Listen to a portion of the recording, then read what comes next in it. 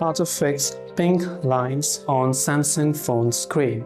If you got the pink line or the green line on the Samsung phone screen, now in some cases it might be fixable from the software side, because if it just recently appeared, then you could try to download this app on a device from your Play Store called Dead Pixels Test and Fix, which is a free app. Now you have to simply open this app and grant the permission that it requires.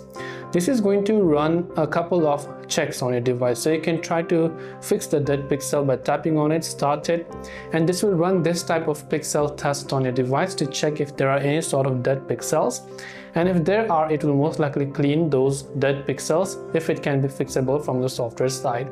Now you have to do this like up to 10 to 20 minutes a day, sometimes 1 hour, or sometimes you can try to leave it overnight, because this is not an instant process. You have to do this every day repeatedly for like 1 week. If it solves your problem, that's perfectly fine. If not, then it might be that you need to repair your display completely, so you have to take it to a nearby repair center.